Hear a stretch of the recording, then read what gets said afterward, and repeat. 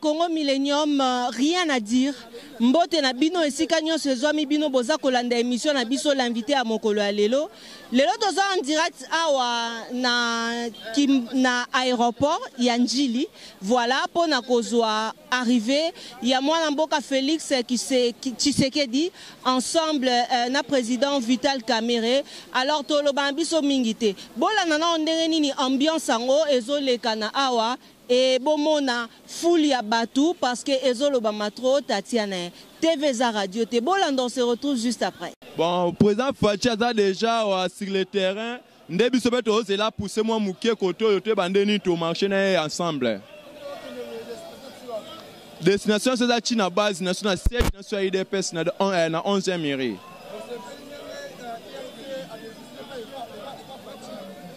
Bon, il faut tout se faire parce que moi, je suis Vital Kamerhe accompagne Nini Netalagi au sein de l'IDPS. C'est pour cela que je rejoindre Bisso na idée na Bisso.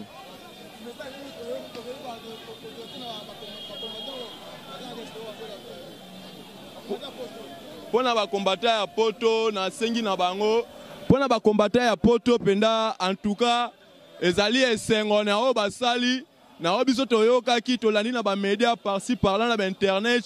En tout cas, ba brutalisaki ba o esengela ki bazali ba anti-valeur na pona ba opposant ba sangana ki na IDPS bazali ba anti-valeur parce que ba chikala comprendre idée ya IDPS na oyo a comprendre ki ango ndeko Vital Kamerhe c'est pour cela le moni qui était to yambi bango penda en kei donc baza penda en chaleur ndé penda bomona peuple congolais belé awa poto ebisaki bango par rapport à l'Union sous Oyo, et ça s'est passé dans le niveau de Genève.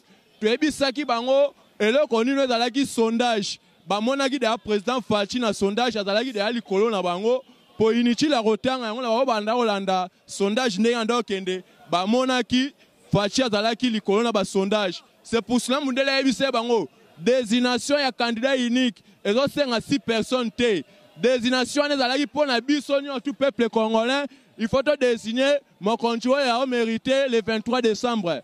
C'est pour cela que tout le monde a été mondélé à FC Bango qui était sondage plus désignation. C'est vraiment le lot tout le monde qui était dans 6e boule bêta qui n'a makasi. Mais au monde dans boule ya makasi, on peut nous démontrer Bango qui était IDPS c'est allé temps d'esprit, IDPS c'est allé peuple congolais. Voilà le lot est belé pour nous la ça face ça monte. Comment IDPS c'est allé. Voilà merci. Ah mbote. Ok. Ngana kozala mukuse po ndeko nanga lobi presque nyonso. Toza kosenga na ba diaspora topesi bango merci. Po o ndenge le kaki na Genève kuna. Basala ki likambo moko oyo base sepela ki nango te. Po sikoyo ba moni ke IDPS na INC ba respecter base o biso na IDPS tolobaka pyramide renversée. Mutayo keli base na ye, mutu aboyata komi elo mokonzi. Akobanda koyoke la peuple na ye facilement. Ok, po ayo keli base, oko zanga mbongo, soko zana base te kozala elo komoko ya tina te. O basala ki na Genève, bangaki basala zaidi ngoma bis ndenge basala ka na 2006. toyokani na fi du sud ke toya tobimisa vice-président ya UDPS tokomi awa le même Jean wana ba Jean-Pierre Mbemba basali makambo na bango baye kobimisela biso Zaidi Ngoma. Ce sont les mêmes gens wana lelo nde baye kosala lisusu basala Zaidi Ngoma bis. Mais la base de l'INC et de l'UDPS et le peuple congolais ont balobi non. Yango bato nyonso basepeli na koro esalami na Kenya. Vraiment tozana esengo parce que toko gagner na candidat ya changement. Pour des gens na basalaki déjà na sondage Félix azalaki na plus de 30%, 38%, Kamere na 17%. Sur 17 na 36, c'est déjà la moitié, c'est plus de 50%. Disons que au point nani accord yo bayokani basa monsieur président Martin Fayulu qui sont qui na moins de 5. Comment même quand etoza kotanga mutoza na 70% na mutoza ali na 25%, bozo azana ba pourcentage ya muke botia ya assistant. Et ça la makate, c'était une main noire. Cette main noire c'est Mbemba et Moïse. Maintenant aujourd'hui ils sont confondus par le peuple congolais. Ils sont confondus. Bino mokobotala ba pesi mutumbongo te. Ngai mutu nazali koloba awa. Bilamba na ngai ye poli. Ba pesi mbongo te. Mama yaka. Tala ndenge nazali awa. Bilamba nyose poli. Ba pesi mutumbongo te. Papa na ngai. Topesi mbongo te. Toye koyamba oyo nzambe ya poni. Botanga na Acte chapitre 24 verset 3. Botanga yango. Chapitre 24 verset 3. Cette fois-ci nzambe ye moko. Mosengo muto apesi verset wana euti likolo epa ya nzambe. Acte chapitre 24 verset 3. Botanga bomona tour oyo soki fati te penal danger. Bonjour papa, ne tozomona boye. Toye kola sabon ke baza muke, ba PZT. Tous les deux candidats, ya major, ozala o wa Shadari, ozala o wa Fayulu, baza muke, machine aye. Tozobanga te, mais l'autre senga, et l'autre senga.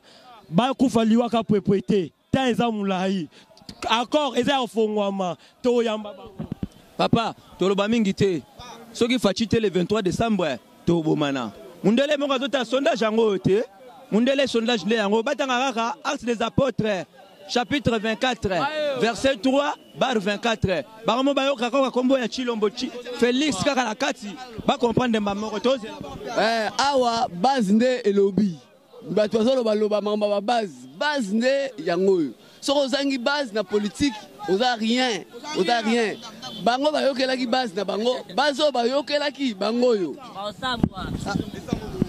bon cousin eloko nga nazokamwa bandeko na biso na babungi bango balobaki ke no akomela mbondo ekolanda ye oyebi ke pour le moment bandimi machine à voter toyebisa bango Martin Fayulu Aibisi bato na bakende ko voter ba voter na nibilité ezate. Ya on a biso na bino pour le moment to biso ba ngeno ba kolanda toujours molongo. Priorité de priorité base. Zanga tous à la base. Priorité de priorité c'est la base. Voilà te convaincre lelo. Ndili Tomé qui parlait base c'est nous. Merci. Oui, merci monsieur les journalistes. Beaucoup se posaient des questions pour savoir que l'IDPS et INC pourraient faire quelque chose. Aujourd'hui,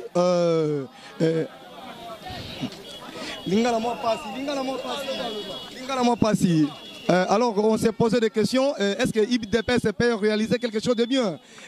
Vous êtes un journaliste. Je pose une question. Est-ce que l'appel vidéo pourra nous trouver une solution? Si l'appel vidéo trouve une solution, ça veut dire l'IDPS est toujours vainqueur. Nous sommes tellement des victorieux et je vous remercie. Il est important que, s'il vous plaît, que le peuple congolais, en cet instant où nous nous retrouvons, ici à l'aéroport, à l'accueil de notre leader charismatique, le président Fachi, quel que serait le complot qui a été concocté en Europe et partout où ils se sont retrouvés, je sais très bien, à Genève, ils ont fait un coup d'État. Ils ont fait un coup d'État contre notre leader. Il était en voie de l'émergence. C'est lui qui menait la troupe. Alors, on a voulu bien les salir pour enfin détruire. Mais aujourd'hui, à suffisance, le peuple congolais a démontré ce qu'est la volonté du peuple. Et nous avons aujourd'hui la démonstration d'une pyramide renversée. Cela veut dire que le président reste à l'écoute du peuple, le peuple qui est la base que nous sommes. C'est ainsi qu'aujourd'hui, même à la face du monde, tout le monde aura compris. Merci, je vous remercie. Oui, merci, messieurs les journalistes. Nakanisi ete bandeko na biso nyonso bakendaki ngambo mosusu basalaki coup d'état wana baza confondi. Eloko ya Nzambe babundisaka ngo te. Faci auti epa na Nzambe ndenge bandeko na biso bauti koloba awa. Na acte 24.3 elakisi ke bokonzi eza ya Faci. Donc, bazana nonata ya ko rejoindre biso. O basalaki wana ezalaki biloko moko bamontaki bango moko. Bazonga na raison. Merci pour la parole. Nakanisi so totali sondage au sana dernièrement. Ezaya solo pourquoi parce que ozomona a déjà ezaya élection. Bato baye awa wana se ya mbula to na se ya mbula toza tellement ébélé. C'est ça dans les sondages basalaki on a confirmé que président Félix premier deuxième Kamere, troisième nani comme on a vu sur nani wana failli que tout battre. Donc au déjà donc c'est les sondages solo tout le monde prend piango na c'est yambula que ça talé belé. Donc ba combattantes au bazalia toye na volonté na biso na c'est yambula makasi ya metoza na c'est yambula toza ebelé ya koleka. Na si na pesi balinga pe ba compléter. OK, merci. Kagane tolobi papa ngana wolobaka eloko moko eloko na woloba ezandeke monika neto kabwana mitolo ba mama na biso ndelelo facha eko kabola biso na mitolo akabila surtout to kabwana système o ya kabila 17 ans de souffrance 17 ans ya misère ya pasi ya wana lelo facha yewana caméra comprendre ngana benge meilleur perdant à comprendre raison abike no fona rejoindre ba gagner place bazale abina kende peu d'importe non ce que ça le maïs lobami. Donc on a beau moni le toye awa et ça kaka IDPS toye peuple congolais de awa koyamba président Félix Tshisekedi chef de l'État merci. Bon et logo ya obakisa donc mingi olobeza soutien il faut que les Congolais comprennent une chose makila na biso to perdre ngo mingi boye pas Mundele automatiquement il est programmé président de la République voilà maintenant la foule des gens nous sommes ici hein? Il avait la pluie le matin. Mais en tant qu'Aza président Nabiso Tolingi, complot, on a tout. Toboyango, nous tous, les Congolais, nous sommes derrière le président Tshisekedi. Toebsabino ke moto kufate po mona. Bozo mona o babengi candidat comme à base. Mboule beti mais mboula ngo météo lobela kangote.